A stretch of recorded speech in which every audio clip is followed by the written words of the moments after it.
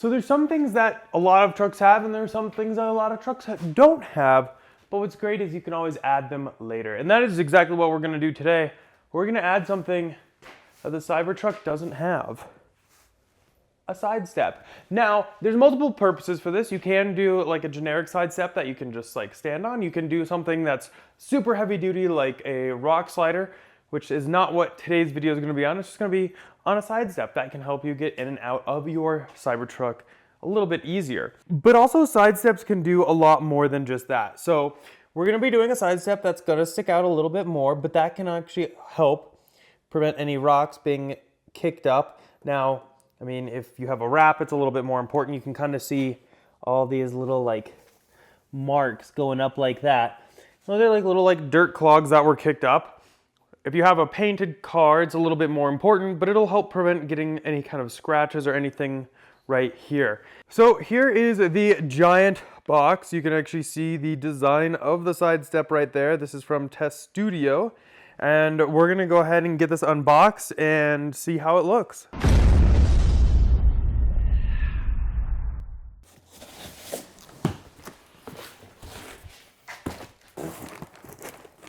I presume these are gonna be all of the brackets.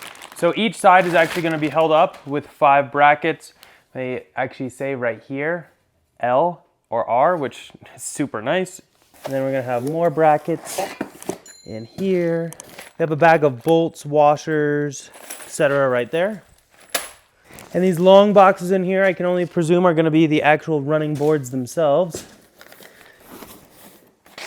So, initial impressions.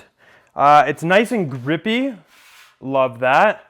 Underside here, you can see the L is on every post, so you know exactly what side it's supposed to be for. You got your mounting brackets right here and here. But really what I love most about this is check out the CyberTruck logo kind of there in the middle. So I really like the look of that. So I'm gonna go ahead and sit this next to the truck, and we're gonna get an idea of how it's gonna look. Okay, so here we've got the right or passenger side running board. I'll just kind of go ahead and hold it up here so you can kind of get an idea of how that's gonna look. Something like so. I think that looks pretty cool. We're gonna go ahead and move the truck so that I can actually show you, but we're gonna go ahead and jack this truck all the way up to make it even easier to work under here, and go ahead and move it probably outside against the garage door so that we have easy access and you can really see everything. Now, the one thing I would really make sure you do when installing this, since you're gonna be working upside down, make sure you have safety glasses on.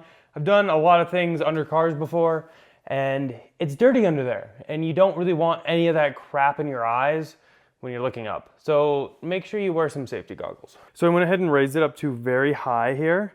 You can see how much gap we have. It's quite a lot here. And then I went ahead and put on jack mode so that it wouldn't lower. Now, under here, it'll be a little tricky, so I'll make sure to get some better camera angles here, but we're just gonna use these existing bolt holes, so it should be really easy to get this done. Okay, so here are all the left brackets. I just kind of gathered everything together. You have your bag of bolts, like so.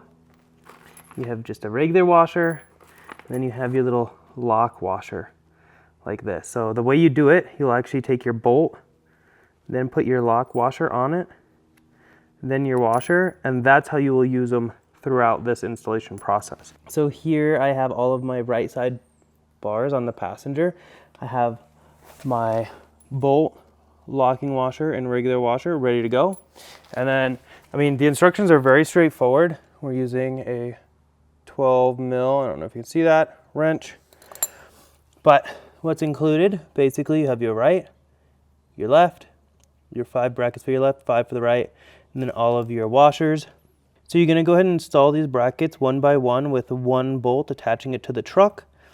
And then you're gonna kind of tighten it, but still leave it a little loose so you can manipulate the bracket a little bit as needed. Then you'll go ahead and sit your running board onto the bracket and attach it with this same set like right here. And again, once everything's kind of hand tighten, we'll go ahead, make sure everything is perfect, then we'll go ahead and tighten it as much as we can. So since it's a little tricky to film under the car, I do have this mat so I can lay on it on my back. But I'm gonna go ahead and give you the rundown of where all these 5 will attach.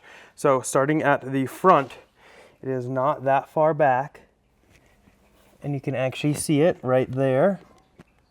That's where we're gonna go ahead. It's just like Tesla did these on purpose, because that's where you can screw it right into. And then moving down, there's another one, so that's 2, 3, 4, and 5.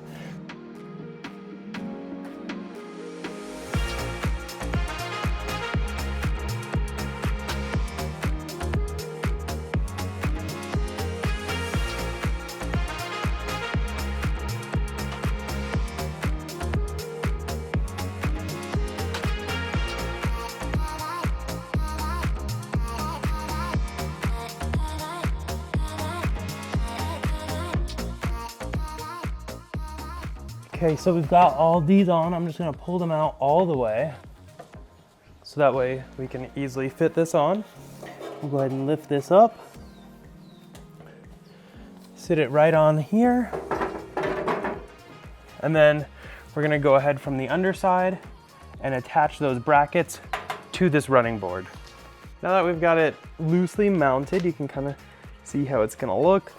but I'll take you under here and show you. We've got our 2 bolts right there going into the running board, hand tightened. Then we have our bolt right there going into the structural battery pack of the truck. It's almost like Tesla put those threaded holes there for this very reason, which is kind of cool. We have all that loose, so now what we can Actually do is you can take this, you can see it like flex a little bit. Gives you maybe like 1/2 inch of play so that you can make sure all this is perfect, that gap and everything, however you want it.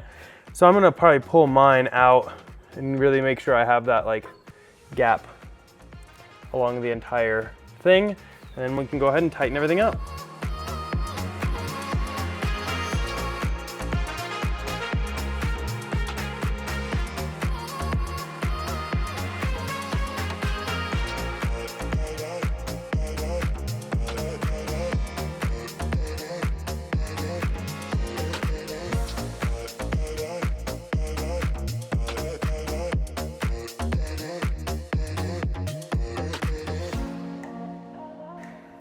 Okay, so we've got that done.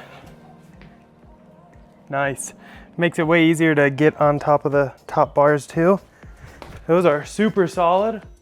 Thumbs up. There she is, got the driver's side all done up. I actually think like, I don't want to say it makes it look fatter, but it does make it look a little beefier since you can't like see the ground, especially like right here. But I absolutely love that. I'll go ahead and walk you through how everything looks. Really happy with it. Makes it so that I can just step on that and get access to all this on the roof so much easier. Before I used to have to like open the door. Again, not a huge pain, but I used to have to open the door and then step all over that so you can see how dirty that is. And both the front and the back. But now I just have that, so I'm actually like pretty excited. I'll have to wait for David to get home and then we'll put both of us on it, but it says it should hold like 600 pounds. So, I mean, we should be totally good. Again though, if you're off-roading, it might be worth potentially taking those off if you think you might be encountering some crazy rocks, because you don't want to snap those off. These are not meant as a rock sliders, just as a side step. And speaking of going off-roading, make sure you remove your little front aero guard right here, your like front mud flap. We have removed that a long time ago, and honestly I think it looks better without it. But also back here, you might want to consider potentially removing this part, which is like right here, because that can easily snap off depending on what you're doing off-road, and you don't really want to deal with that. So you can just undo a few clips and then get into that. Now I think the manual online says to remove this whole piece, but you can actually get these off removing a few clips, turning this wheel slightly, thank God for rear wheel steering, and you should be able to get in there and hopefully remove that. Now, I'm still debating on what exactly we want to do, but I would really like that whole side bottom piece in metal. Maybe even these in metal or carbon fiber, but we need to do wide versions because of the wide tires.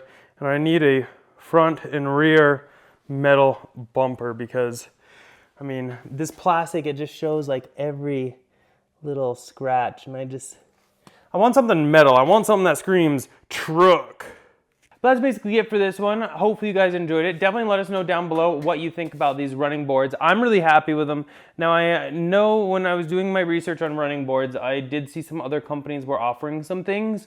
However, they were like rounded tubing and stuff like that. And I just don't feel like any kind of rounded tubing or anything like that really goes with the aesthetics of the CyberTruck. You need something angular. You need something that screams cyber. And I think they completely crushed it with these bars. And again, maybe we'll go ahead and switch to the rock sliders from Unplugged Performance in the future. But I think most people would be just fine with something like this. Give you a little bit better of a step. And huge thanks to TesStudio for sponsoring this video. They are actually hooking you guys up with a discount code. Everything will be linked down below, but using code Derek on their website will get you 15% off of your purchase. All kinds of cool things like these side steps, so go ahead and check them on out. As always though, thumbs up if you enjoyed that video. Go and click here to subscribe here for some other ones, and we'll see y'all in the next one. Bye.